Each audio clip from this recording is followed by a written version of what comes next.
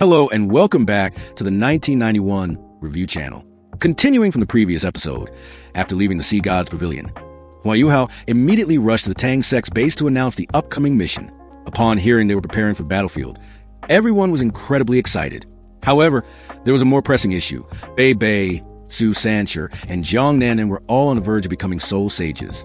After breaking through to level 70, they desperately needed Hua Yuhao's help to fuse with their spirit souls. Because of this, as soon as Tang Wudong joined the team, the entire group made their way directly to the Star Do Great Forest. Soon after, they arrived at the Spirit Pagoda. The Emerald Swan, Bai Ji, was already waiting for them and had personally sought out the very best spirit souls for the three of them.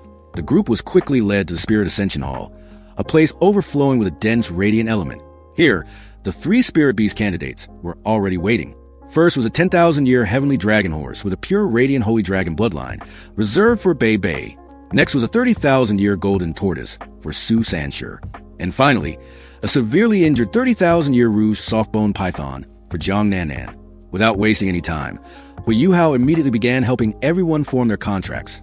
Senior brother Bei Bei went first. With his sincerity in his own Radiant Holy Dragon bloodline, he easily won over the arrogant Heavenly Dragon Horse.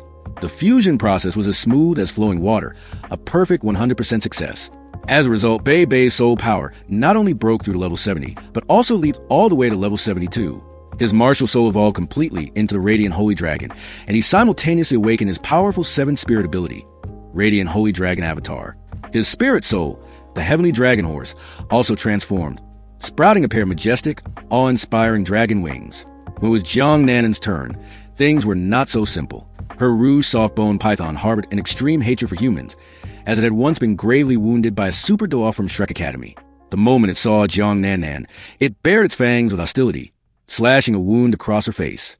However, instead of being afraid, Jiang Nanan opened her arms, offered an apology, and swore an oath that in the future, she would never again hunt any spirit beast for a spirit ring. If she were to break this vow, may she be smitten by the heavens and the earth.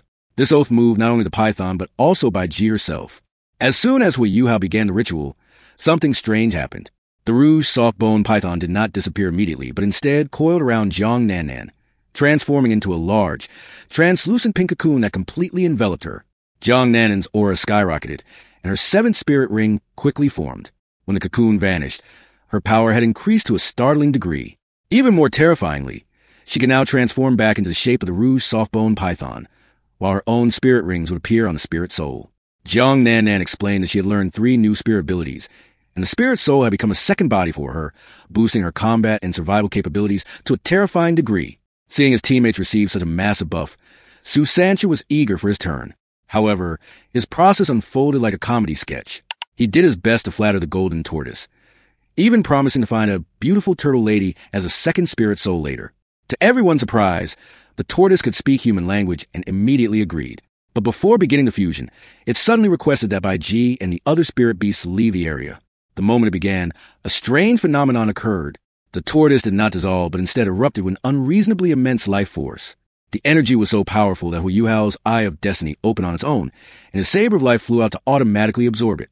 Hua Yuhao's 4 great spirit souls didn't miss the chance either, all materializing to leech off the energy. At that exact moment, the tortoise and the Sky Dream Ice Worm suddenly recognized each other. The Golden Tortoise shouted, "Ah, it's you, that Ice Worm." The Sky Dream Ice Worm roared back, "You bastard, you absorbed my life force back then, didn't you?" It was then that the Golden Tortoise revealed its true identity. It was not a 30,000-year spirit beast, but a 100,000-year beast king. It began to recount the tragedy of its life. It turned out that after secretly absorbing the Sky Dream's life force, it grew arrogant and snuck into the beast god Detion's Lake of Life to seek the secret to eternal life. There, it found a block of green metal and ferociously bit off a large chunk. Discovered by Detion, it swallowed the metal in a panic. Hearing this, Hua Yuhao exclaimed in shock, "You ate the life gold!" And that was the source of its tragedy.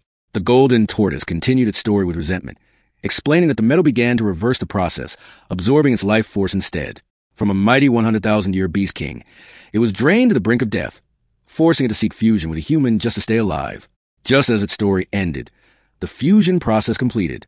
Its enormous body shrank, transforming into a ray of golden light that carved itself directly onto Su Sanshi's Xuanwu shield. Instantly, a red, 100,000-year spirit ring rose from beneath his feet. His shield evolved into the golden Xuanwu shield, its defensive power soaring. This was the group's first 100,000-year spirit soul, aside from Hui Yuhao's. Just as Su Sancher was ecstatic, the piece of life gold was ejected from the shield. The golden tortoise quickly warned, "The thing that tormented me for thousands of years is finally out. Whoever wants it, take it quickly, but absolutely do not let Bai Ji see it." Hearing this, Hui Yuhao acted without hesitation. His saber of life instantly shot forward, devouring and fusing with the life gold, evolving into a short, emerald green blade. The immense life energy pushed Hui Yuhao into a miraculous state. His gaze seemed to penetrate through space itself, and he could vaguely sense the existence of the god realm. Witnessing this, Tang Wudong was shocked and murmured, "Why is it that from his eyes, I feel like I am seeing my father's eyes?" But in that golden moment, a terrifying dark aura suddenly erupted from Hui Yuhao, forcefully severing the connection he had just formed. The once-in-a-millennium opportunity to achieve godhood was shattered by the beast god, Di Tian. And this dramatic development concludes episode 119 of the Unrivaled Tang Sect. Thank you for watching, and we'll see you in the next videos on the 1991 Review channel.